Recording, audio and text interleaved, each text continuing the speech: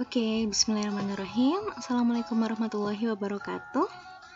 Semoga semuanya sehat selalu.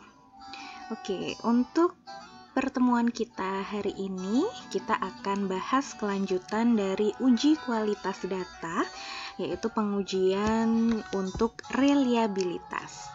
Nah, kalau sebelumnya kita sudah belajar terkait dengan uji validitas, yang mana menguji apakah setiap indikator ataupun pertanyaan dari kuesioner itu mencerminkan variabel yang diukur atau tidak. Nah, uji reliabilitas ini nanti akan menguji keandalan, gitu ya. Jadi, kuesioner itu dikatakan reliable atau handal itu jika jawaban responden terhadap pernyataan yang ada di kuesioner itu konsisten ya. Konsisten atau stabil dari waktu ke waktu. Sehingga kuesioner tersebut dapat dikatakan reliable ya. Nah, ketika uji validitas dan uji reliabilitas ini sudah terpenuhi, artinya data yang didapatkan itu ya, alat ukurnya dari variabelnya itu sudah berkualitas gitu ya, sudah bagus. Nah, uji reliabilitas ini apa sih gitu ya?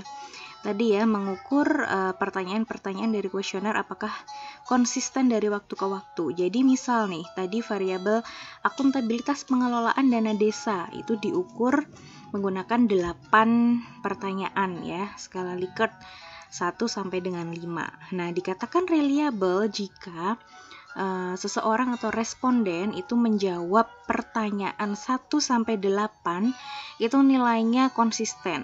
Ya, jadi misal setuju atau sangat setuju. Nah, ketika ada jawaban yang tidak konsisten atau acak ya, misal pertanyaan pertama sangat tidak setuju ya, nilainya 1. Kemudian pertanyaan yang lain setuju semua atau sangat setuju semua. Nah, itu acak ya. Jadi misal 1,5. Nah, itu maka akan mengurangi reliabilitas ya, akan mengurangi tingkat reliabilitas. Nah, bagaimana cara untuk menghitung atau mengukur reliabilitas? Itu bisa menggunakan yang pertama adalah repeated measure atau pengukuran ulang. Nah, di mana di sini seseorang diberikan pertanyaan yang sama pada waktu yang berbeda dan kemudian dilihat apakah ia tetap konsisten dengan jawabannya. Jadi misal pertanyaan pertama dia menjawab sangat setuju. Kemudian nanti di hari berikutnya diberikan lagi pertanyaan yang sama, dia akan menjawab sangat setuju juga gitu ya, bukan berubah sangat tidak setuju gitu ya.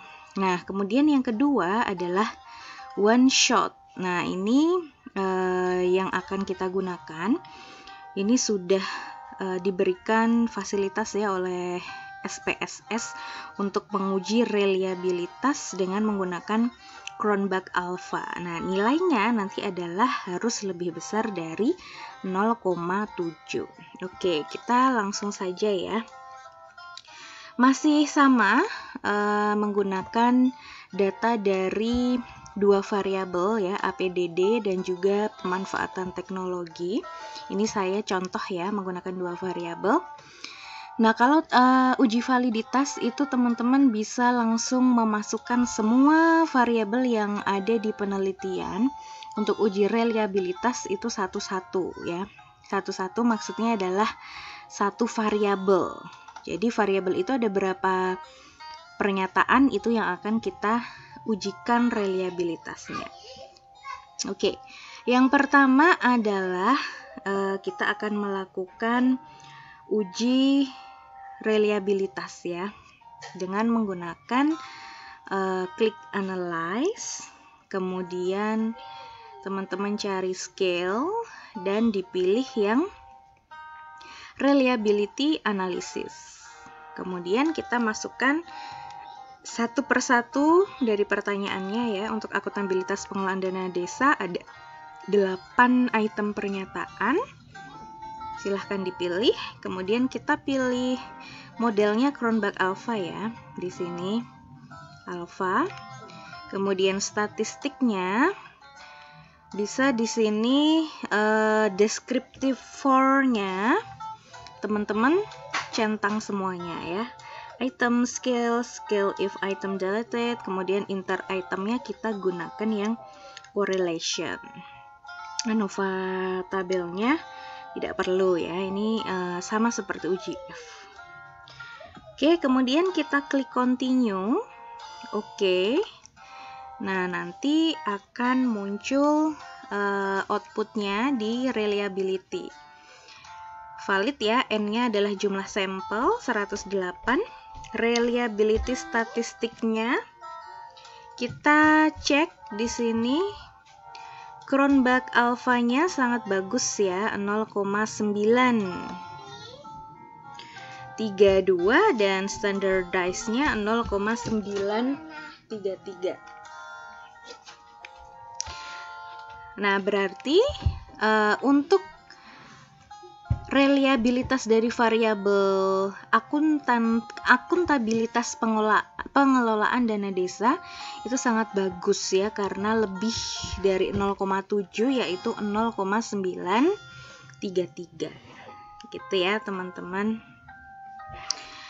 Ini mean dan standar deviasinya, inter item correlation ini hanya untuk menampilkan korelasinya ya, korelasi antar pertanyaan. Oke, nah biasanya nanti yang digunakan itu adalah nilai dari ini, reliability statistiknya ya.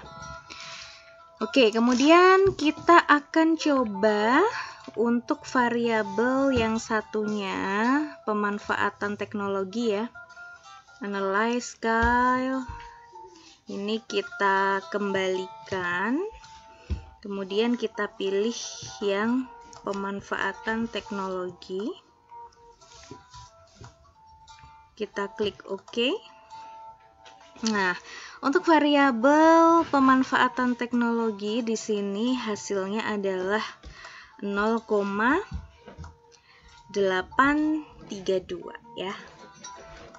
End of item di sini adalah jumlah pertanyaannya ya, ada 4 ya tadi, karena ada 3 di uji validitas sebelumnya itu yang tidak valid, sehingga yang 3 itu dihapus ya.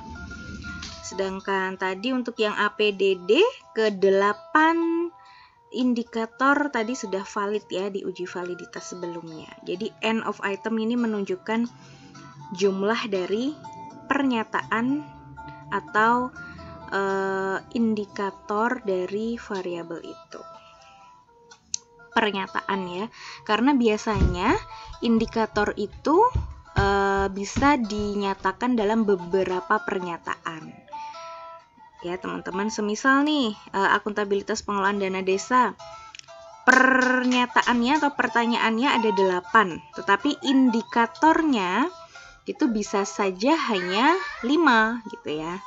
Jadi beberapa indikator, satu indikator itu bisa terwakili dari beberapa pertanyaan di dalam kuesioner. Gitu ya teman-teman. Jadi sangat mudah sekali ya untuk uji validitas dan reliabilitas. Jadi teman-teman jangan sampai salah untuk melakukan uji kualitas data. Oke, silahkan bisa dicoba untuk variabel-variabel yang lainnya. Oke, terima kasih sudah menyimak video ini. Semoga membantu. Tetap semangat untuk belajar. Sekian dari saya. Billahi taufik wal hidayah. Wassalamualaikum warahmatullahi wabarakatuh.